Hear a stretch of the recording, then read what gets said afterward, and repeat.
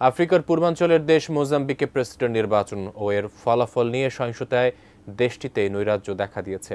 চলমান রাজনৈতিক সহিংসতায় বাংলাদেশ, ভারত, পাকিস্তান, চীন সহ বিদেশিদের দোকানপাট আক্রান্ত হচ্ছে, লুট হয়েছে বেশ কিছু বাংলাদেশি ব্যবসা প্রতিষ্ঠানেরও।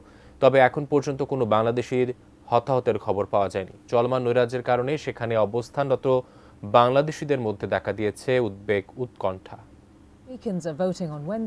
মোজাম্বিকে প্রায় 5 দশক ধরে ক্ষমতায় আছে ফ্রেলিমো নামে একটি রাজনৈতিক দল।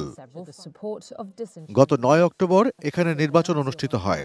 এতে জালিয়াতির অভিযোগ তোলে বিরোধীরা, কিন্তু সরকার পক্ষ সেটা নাকচ করে নিজেদের বিজয়ী ঘোষণা করে।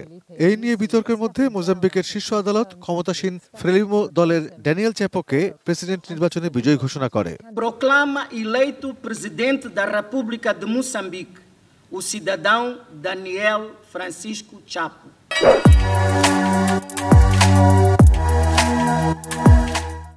এই ঘোষণা প্রত্যাখ্যান করে বিরোধী প্রার্থী ভেনান্সিও মন্ডলানের সমর্থকরা রাস্তায় নেমে বিক্ষোভ করতে থাকেন।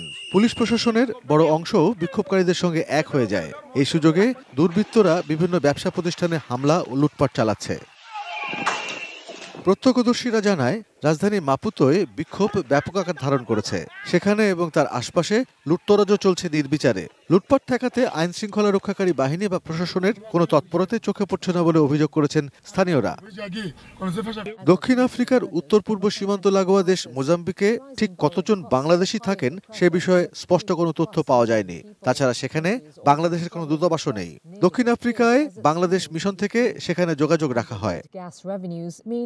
এদিকে মোজাম্বিকের একটি কারাগারে ভয়াবহ দাঙ্গায় 33 জন নিহত হয়েছেন, আহত হয়েছেন আরো 15 জন।